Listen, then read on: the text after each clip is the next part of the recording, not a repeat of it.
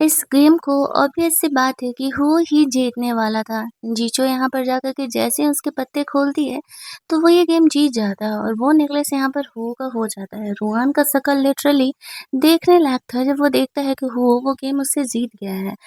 वो यहाँ पर जीचू से कुछ बात करने के लिए जाता है, शो ऑफ करने के लिए जाता है कि वो ज़्यादा स्ट्रॉन्ग है रुआन से, लेकिन तभी वहाँ पे रुआन जीचू के पास जाता है और उसे वहाँ से खींचते हुए लेकर के जाता है।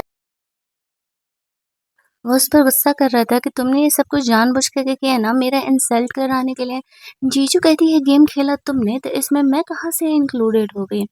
और यहाँ पर इस तरीके से वो उस पर गुस्सा करने लगता है। वो कहती है देखो मेरी कोई गलती नहीं है, मुझे इस तरीके से परेशान नहीं करो, मुझे बिल्कुल अच्छा नहीं लगेगा। ये कह के वो वॉशरूम की तरफ जाने लगती है क्योंकि वो खुद के इमोशंस को कंट्रोल करना चाह रही होती है। वो जान रही थी कि वो जीतने वाला है, फिर भी उसने जानबूझ करके उसे वो पत्ते खोलने के लिए बोले थे ताकि वो यहाँ पे रूहान को सबक सिखा सके। और रूहान को तो डाउट होने लगा कि उसने जानबूझ करके ऐसा किया था। उसे पीछे करते-करते ऐसे जो कल बई थी वो भी वॉशरूम में जाती है। जीजू अभी यहाँ पर खुद के इमोशंस को कंट्रोल करने का कोशिश ही कर रही थी कि वो यहाँ पर आकर के कहती है, लगता है कॉलेज में जब मैंने तुम्हें इतना बुली किया था तुम भूल गई, और अगर तुम नहीं होती तो आज मैं रूहान की वाइफ होती। जब ये बात सुनती है तो वो खुद भी शॉक हो जाती है क्योंकि उसे पता नहीं था कि एक्चुअल में उसकी बहन को बुली करने वाली कोई और नहीं बेई ही है।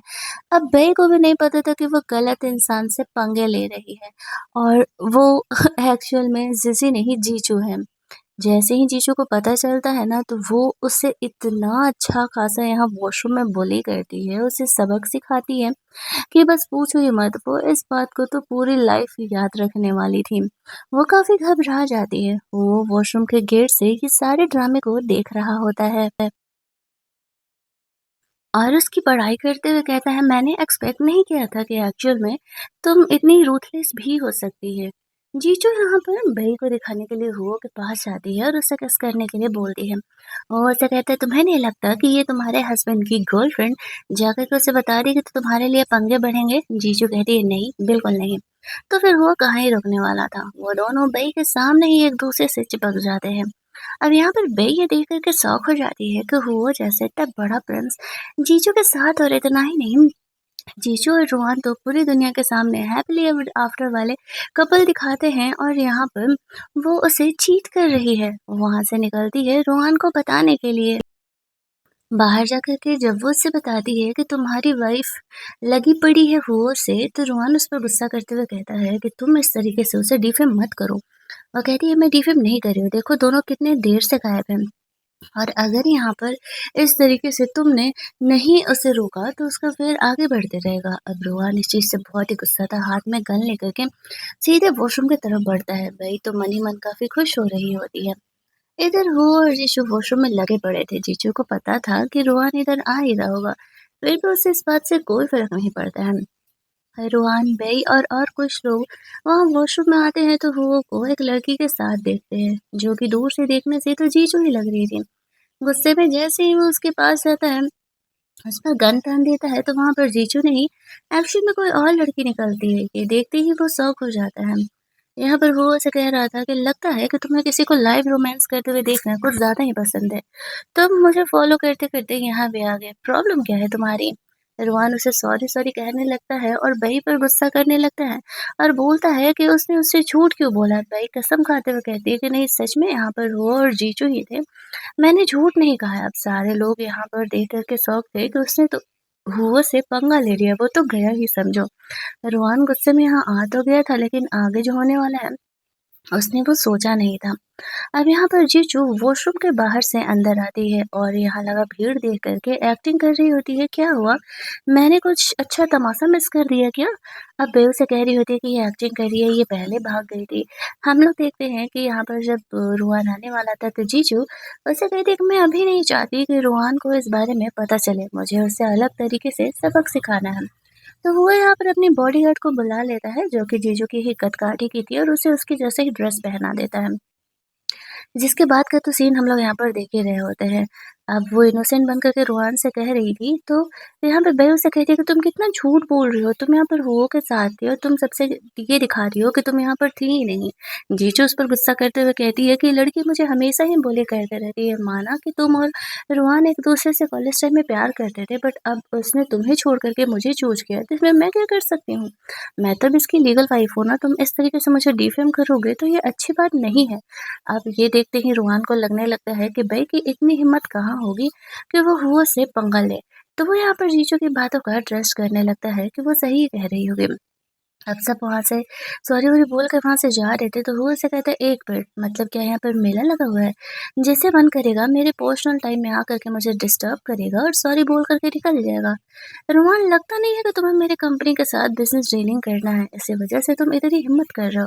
तुम्हें नहीं लगता है कि तुम्हें बई को सबक सिखाना चाहिए, क्योंकि उसने मुझे इस तरीके से परेशान करने की हिम्मत की है, अब रोहान को ये तो करना ही पड़ेगा।"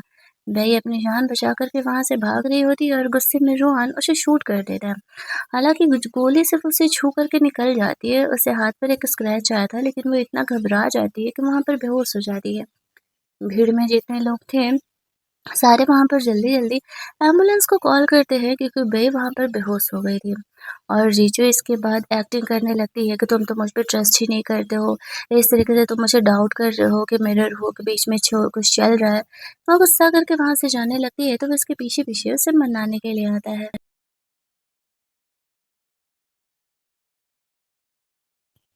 वो लोग वहाँ से फिर लंच करने के लिए जाते हैं, जहाँ पर कि वो भी उनके लंच में इन्वॉल्व होने वाला था। बिज़नेस डीलिंग करना है तो इतना तो करना पड़ेगा ना रोहान को।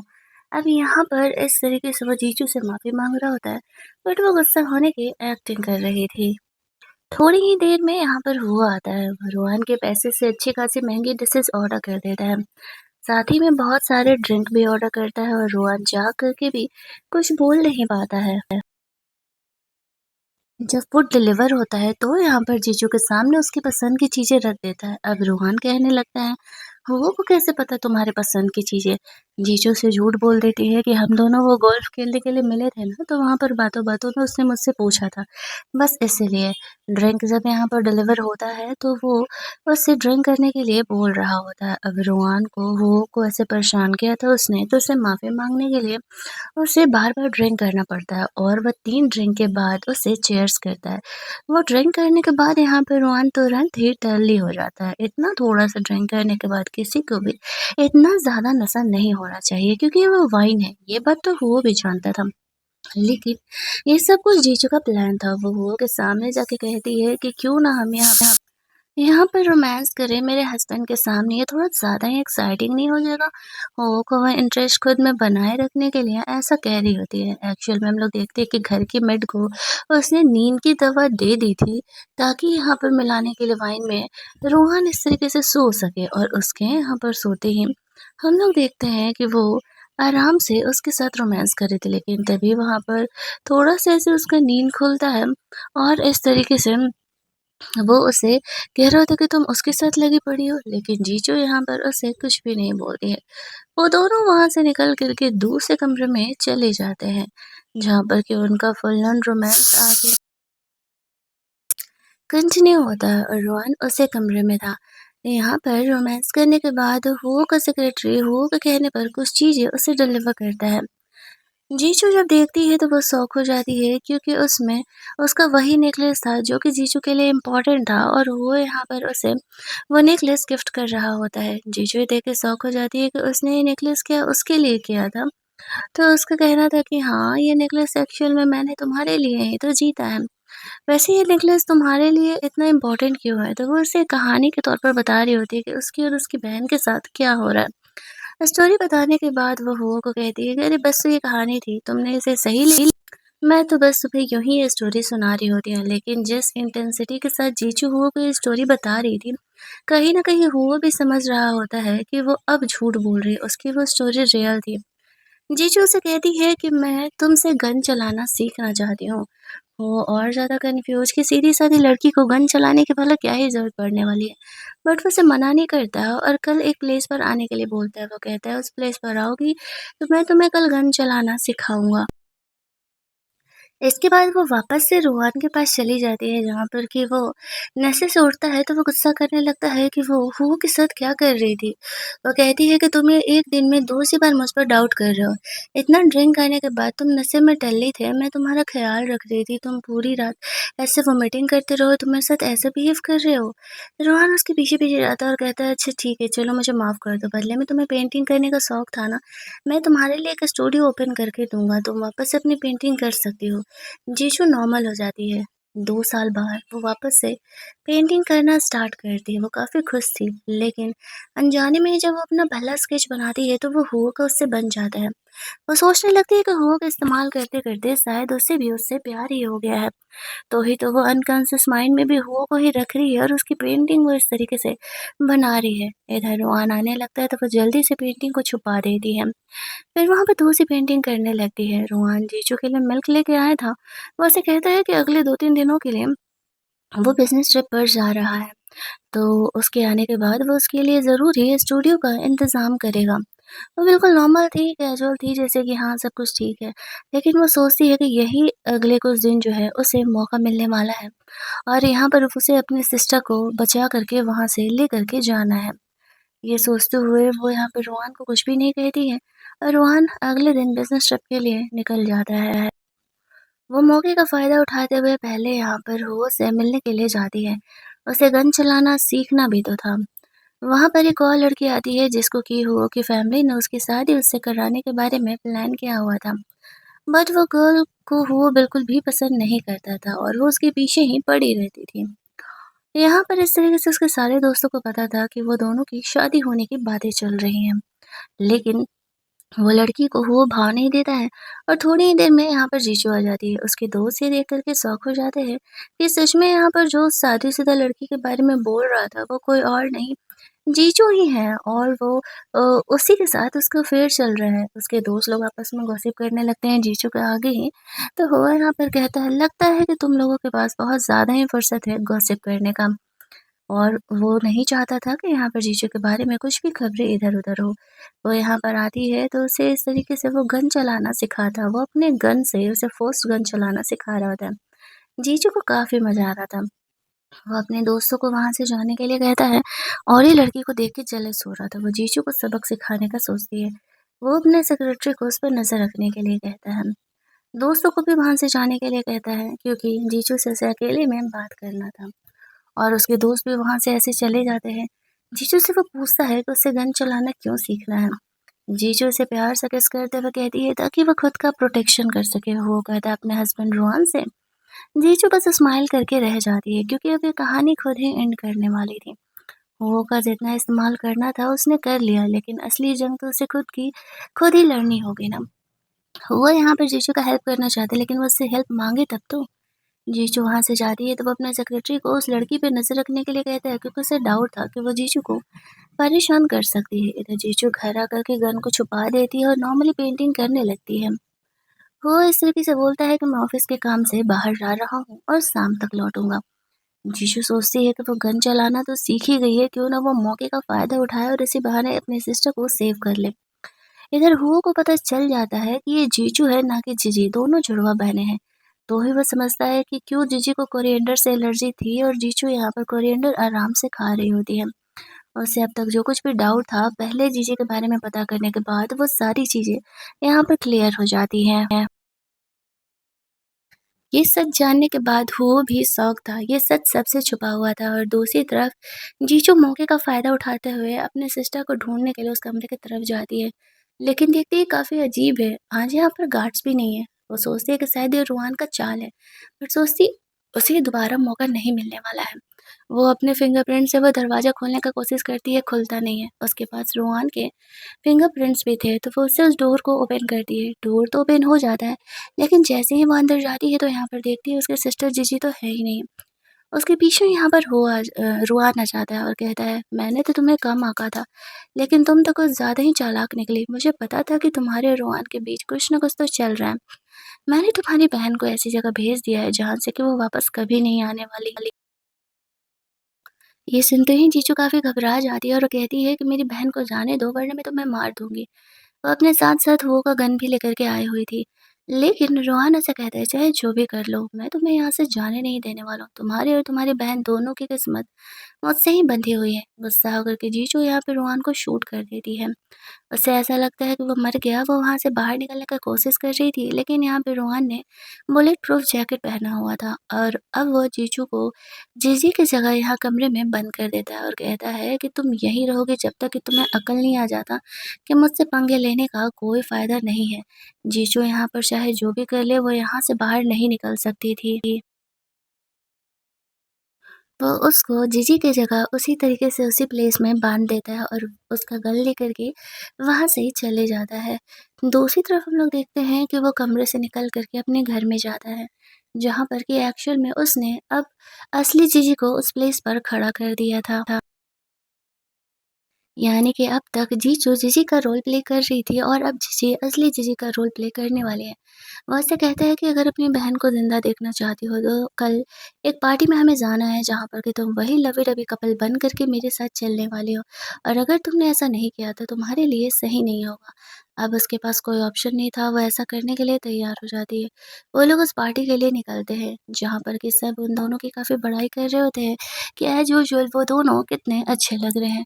ये पार्टी रोहन के लिए काफ़ी इम्पोर्टेंट थी क्योंकि उससे यहाँ पर कंपनी के लिए कुछ बड़े प्रोजेक्ट्स वगैरह मिलने वाले थे। जैसे यहाँ पर डरी सहमी सी रोहन की वाइफ का रोल प्ले कर रही होती है। सब कुछ नॉर्मल चल रहा था जैसे कि अब तक चलते आया था। जीजी यहाँ से वॉशरूम के लिए निकलती है तो वो हुआ से टकराती है। हुआ को वो पहचानती नहीं थी तो उसे इग्नोर करके जाने लगती है। हुआ उसे रोकता है और कहता है कि ये तुम्हारा कौन-सा नया चाल है मुझसे डिस्टेंस बनाए रखने का। जीजी घबरा जाती है कि ये कौन है? हुआ उसे कह रहा होता है, ओह कम ऑन, अब ये ड्रामा करने की ज़रूरत नहीं है कि हम दोनों एक-दूसरे को जानते ही नहीं है ताकि रोहन को पता ना चले। जीजी कहते हैं, I am sorry sir, but मैं सच में आपको नहीं जानती हूँ। वो काफ़ी घबराई हुई सी थी, उसके बिहेवियर से हुआ को डाउट होता है कि ये जीजू नहीं है, उसकी जुड़वा बहन जीजी है। वो कहता है, "1 मिनट, तुम जीजी हो ना? जीजू नहीं?" जीजी ये सुन के शॉक हो जाती है कि ये सीक्रेट तो बहुत कम ही लोगों को पता और ये है कौन, जिसे कि ये बात पता है। वो हो से पूछती है कि तुम कौन हो? वो कहता है, मैं इस शहर का रिचेस्ट प्रिंस हूँ। तुमने अपने सिस्टर से मेरे बारे में सुना होगा। जीजी को याद आता है, जीजू ने बताया था कि वो एक्चुअल में हो का इस्तेमाल कर रही है रोहन से पीछा छुड़ाने के लिए। जब उसे ये बात याद आता है तो वो हुआ से कहती है कि देखो ना ऐसा-ऐसा है, रोहान ने मेरी बहन को उस अंधेरे कमरे में बंद कर दिया किडनैप करके और वो मुझे इस प्लेस पर उसकी जगह पर लेकर के आया, उसकी जान काफ़ी खतरे में है। मैं उसे सेव नहीं कर सकती, प्लीज़ उसे जाकर के सेव करो वरना वो ज़्यादा टाइम तक ज़िंदा नहीं रहने वाली है। हुआ भी ये बात सुन कर के शॉक हो जाता है और दूसरी तरफ हम लोग देखते हैं कि जीजू सोच रही होती है कि यहाँ उसे कोई सेव करने के लिए नहीं आने वाला है और उसे खुद को ही सेव करना पड़ेगा। तो वो जैसे-तैसे करके अपने हेयर पिन से अपने उन सारे हथकड़ियों को खोलती है, लेकिन तभी रोहन का गार्ड उसे खाना देने के लिए आने लगता है, तो वो वॉशरूम जाने के बहाने उसके हाथ पैर ऐसे खोलने के लिए बोलती है और जैसे ही वो वहाँ पर पास आता है, तो वो उसे हेयर पिन से उस पर अटैक करके वहाँ से बाहर निकल रही होती है। अब वो यहाँ पर और सारे गार्ड्स को भी अलर्ट कर देता है। तब तक वो अपने पंटर लोगों को वहाँ लेकर के पहुँच जाता है। वो जीजू को अपने साथ चलने के लिए कहता है। जीजू सोच रही होती है कि उसने सही इंसान पर अपना दाँव लगाया था। तभी वो बंदा यहाँ पर आकर के उसका हेल्प कर रहा है। वो समझ जाती है कि उसे ये बात सच पता चल चुका है कि वो यहाँ पर ऐसे खतरे में है। उन्होंने यहाँ पर अपने पंटर लोगों को बोल करके रखा हुआ था कि यहाँ के जो गार्ड्स हैं वो रोहन तक इन्फॉर्मेशन नहीं पहुँचाना चाहिए। वरना अगर ये सारा प्लान शुरू होने से पहले ही उस तक पहुँच जाएगा तो वो जान जाएगा कि उसने यहाँ पर जीजू को यहाँ से भगा लिया है। वो जीजू को बाइक राइड करते हुए वहाँ से लेकर के जाता है और बाकी का सिचुएशन तो हुआ के सेक्रेटरी और उसके गार्ड्स ही यहाँ पर सँभाल लेते हैं। वो उससे पूछती है कि हम कहाँ जा रहे हैं? तो हुआ को कहना होता है कि तुम पहुँचोगी तो खुद ही समझ जाओगी। वो उससे अंदर जाने के लिए कहता है और जब जीजू अंदर जाती है तो अपनी बहन को देख कर के बहुत ही खुश हो जाती है। वो समझ जाती है कि जीजी ने ही यहाँ पर हुओ को बताया होगा उन दोनों के बारे में। जीजू उसे कह रही होती है कि बस अब रोहन को ख़त्म करने का वक़्त आ चुका है। मैं इसी टाइम का इंतज़ार कर रही थी। ये ऑफ़िस की पार्टी उसके लिए उसकी लास्ट पार्टी होने वाली है। जीजी पूछती है कि वो क्या करने का प्लान कर रही है। जीजू कहती है कि मैं इस पार्टी में अब जीजी बन कर के जाने वाली हूँ। वो हुओ को उसके लिए कुछ अरेंजमेंट्स करने के लिए बोलती है। वो तहे दिल से उसका हेल्प करने के लिए तैयार था। तब तक जीजी यहीं इसी प्लेस में रहने वाली थी और इसके बाद वो जीजी बन कर के उस पार्टी के लिए निकलती है। प्लान के हिसाब से जीजू जीजी बन करके पार्टी में अंदर जाती है। रोहान उसके आने का इंतजार कर रहा था। वह वैसे ही डरी सहमी होने की एक्टिंग कर रही होती है। वो उसे वार्न करता है, अगर जीजू को जिंदा देखना चाहती हो तो कुछ भी पार्टी में गड़बड़ी नहीं होनी चाहिए। तो वो चुपचाप हाँ में हाँ मिला देती है। उस प्रोजेक्ट बिल्डिंग में वो लोग वापस से नॉर्मल कपल बन कर के अंदर जाते हैं। तभी वहाँ पर वो बड़ा बिज़नेसमैन जो कि कंपनीज़ के प्रोजेक्ट में से किसी एक प्रोजेक्ट को चूज़ करने वाला था, वहाँ पर आता है। उसके साथ-साथ यहाँ पर वो भी आता है और यहाँ पर सारे प्रोजेक्ट्स वहाँ पे लोगों से सबमिट किए हुए थे, जिनमें से कि एक रोहान भी था। वो सारे लोगों के प्रोजेक्ट्स को काफ़ी ध्यान से देख रहा होता है। बातों-बातों में रोहान यहाँ पर वो का मज़ाक उड़ाते हुए कहता है, देखना उदास मत होना, अगर यहाँ पर वो इंसान मेरे प्रोजेक्ट को चूज़ कर लेता है तो। वो तो बस हँस ही रहा होता है कि बेटा तुम्हारे साथ क्या होने वाला है, वो तो खुद तुम्हें भी नहीं पता है। थोड़ी देर बाद होस्ट स्टेज पर जाती है और उस इंसान को बोलती है आकर के चूज़ करने के लिए कि फाइनली वो किसके प्रोजेक्ट को चूज़ कर रहा है। एट द एंड यहाँ पे रोहान के ही उस प्रोजेक्ट को चूज़ किया जाता है। वो काफ़ी खुश हो जाता है और उसे ऐसा लगता है कि उसने कंपनी का ये बिडिंग जीत लिया है। वो स्टेज पर जाता है थोड़ा-सा भाषण-वाषण देने के लिए और वो इंसान अभी यहाँ पर उसे चूज़ करने ही वाला था कि तभी हम लोग देखते हैं कि वो कहते हैं, "1 मिनट, मैं इस डिसीज़न के खिलाफ हूँ।" रोहान का कहना था, "ओह कम ऑन हो, आई नो कि तुम मुझसे जेलस हो रहे हो क्योंकि मेरी वाइफ़ इतनी अच्छी है और मैं ये प्रोजेक्ट भी जीत गया।" वो कहता है, "ओह सच में? ये तुम्हारी वाइफ़ है? शायद तुमने ध्यान से देखा नहीं।" उसने यहाँ पर जीजी को बुली करने वाले सारे फ़ोटोज़ ऐसे प्रोजेक्टर पर लगा दिए थे। वो खुद को काम डाउन करते हुए सोचता है कि नहीं, नहीं वो इस सिचुएशन को सँभाल सकता है। वो यहाँ पर वो को कह रहा होता है कि तुमने यहाँ पर ये फ़ेक फ़ोटोज़ लगाए हैं। मेरी वाइफ़ तो सही सलामत सामने खड़ी है, उसके बॉडी पे कोई भी मार्क नहीं है। तो फिर तुम लोग ऐसा कैसे कह सकते हो कि मैंने यहाँ पर अपनी वाइफ को बुली किया है? अब सब इस बात को गौर करने लगते हैं कि हाँ, अगर वो फ़ोटोज़ रियल है और रिसेंट के हैं, तो फिर जीजू की बॉडी पे कोई मार्क नहीं है। लेकिन खुद रुहान भाई साहब भी भूल गए थे कि अभी वो जीजू के साथ नहीं है, जीजी के साथ है और जीजी को तो एक्चुअल में उसने बुली किया था, तो उसके बॉडी पर तो मार्क होना चाहिए। तभी वहाँ पर इस तरीके से जीजू खड़ी होती है और कहती है कि आप ये वीडियोज़ देख रहे हैं, एक्चुअल में ये मेरे नहीं है। ये मेरी जुड़वा सिस्टर की है, लेकिन कोई इस बात को ट्रस्ट नहीं करता है क्योंकि इन दोनों के बारे में किसी को पता नहीं था कि वो दोनों एक्चुअल में बहनें हैं। तब यहाँ पर जीजी भी इस पार्टी में आती है और वह इस तरीके से सबके सामने एक्सेप्ट करती है कि हाँ, मैं एक्चुअल में रोहन की असली वाइफ़ हूँ, जिसने कि मेरा फ़ायदा उठाने के लिए सिर्फ़ मुझसे शादी किया था, मेरी फैमिली की प्रॉपर्टी लेने के लिए। इसके बाद उसने मुझे बहुत ही बुरी तरीके से बुली किया है, इतने बुरे तरीके से कि मेरी बॉडी पर अब भी मार्क है और उसने इस तरीके से मेरे साथ किया ताकि वो फैमिली की प्रॉपर्टी यहाँ पर हथिया सके। मैं इन चीज़ों से तंग आ चुकी थी और मेरी और मेरी बहन ने मिल कर के ये प्लान किया था। अगर सारी बातें यहाँ पर सच्चाई आ जाती है तो पुलिस को भी यहाँ पर बुला लिया जाता है। रोहन ने अब तक जो कांड किया था उसकी वज़ह से उसे पनिशमेंट मिलता है। पुलिस वहाँ से उसे लेकर के जा रही होती है। और उसे ऐसा लगता है फाइनली यहाँ पर उसका जो प्लान है वो पूरी तरीके से सक्सेसफुल हो गया। वो रोहन को जेल भेजना चाहती थी और वो हो गया। फाइनली जब कुछ दिनों बाद सब कुछ नॉर्मल होता है तो यहाँ पर अब जीजू अपनी स्टडी को आगे कंप्लीट करने के लिए 6 महीने के लिए फ़ॉरेन जाने का डिसाइड करती है। उसकी बहन कहती है इतने दिनों बाद तो हम शांति से मिले थे, कुछ दिन नहीं रुक सकती थी? वो कहती है नहीं बहन, मुझे जाना ही होगा, सिर्फ़ 6 महीने की तो बात है, यहाँ पर आप कंपनी सँभालो, मैं अपनी पढ़ाई कंप्लीट करके आती हूँ। तभी वहाँ पर हो आता है जीजू उसे कहती है सिर्फ़ 6 महीने के लिए मुझे फ़ॉरेन जाना पड़ेगा, तुम्हें कोई प्रॉब्लम तो नहीं है? वो कहते हैं नहीं मुझे कोई प्रॉब्लम नहीं है लेकिन बदले में तुम्हें मेरी गर्लफ्रेंड बन के जाना पड़ेगा। जीजू हँसते हुए कहती है तो तुम्हें क्या लगता है अब तक क्या तुम मेरे बॉयफ्रेंड नहीं हो?